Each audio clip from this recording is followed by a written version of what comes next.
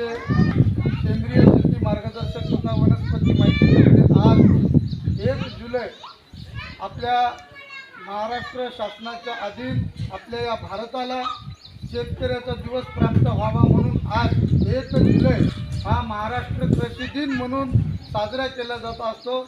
आणि त्याच निमित्तानं आज आपल्या गावामध्ये या ठिकाणी महाराष्ट्र शासन कृषी विभागाच्या अंतर्गत नैसर्गिक शेती अंतर्गत या ठिकाणी आदरणीय जाधव साहेब सुद्धा या ठिकाणी उपस्थित झालेले आहेत आणि आपण सर्वजण शेतकरी या ठिकाणी उपस्थित आहात। कृषी दिनाच्या निमित्तानं आपल्याला या ठिकाणी प्रथमतः सर्वांना कृषी दिनाच्या हार्दिक शुभेच्छा देतो आणि आपल्या सर्वांचं रक्षण करणारी जी काही काळी माय आहे या काळी माईचं आपण सगळ्यांनी रक्षण केलं पाहिजे।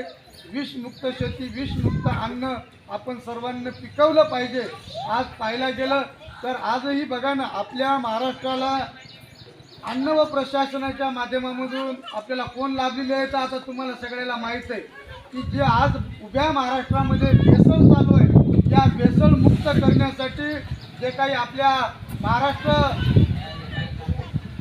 या आपल्या अन्न व प्रशासन नागरी विभागाचे मंत्री आदरणीय झिरवाळ साहेब यांच्या माध्यमामधूनच आपल्याला तुकारामजी मुंडे साहेब आयुक्त या ठिकाणी लाभलेले आहेत आणि त्यांच्या माध्यमामधून सुद्धा खूप मोठ्या प्रमाणामध्ये महाराष्ट्रामध्ये होत असलेली आपल्या शेतकऱ्याची अन्नदात्याची आणि आपल्या सर्व कुटुंबाची भेसळ त्यामुळं आज आपलं जीवन धोक्यामध्ये चाललेलं आहे आणि त्या जीवनाला सुंदर करण्याचं काम अन्न व नागरी प्रशासन विभागाच्या माध्यमातून होत आहे।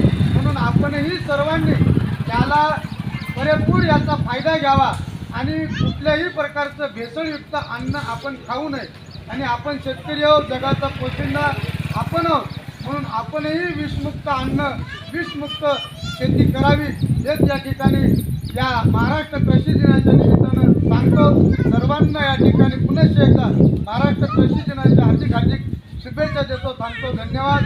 जय जवान जय किसान।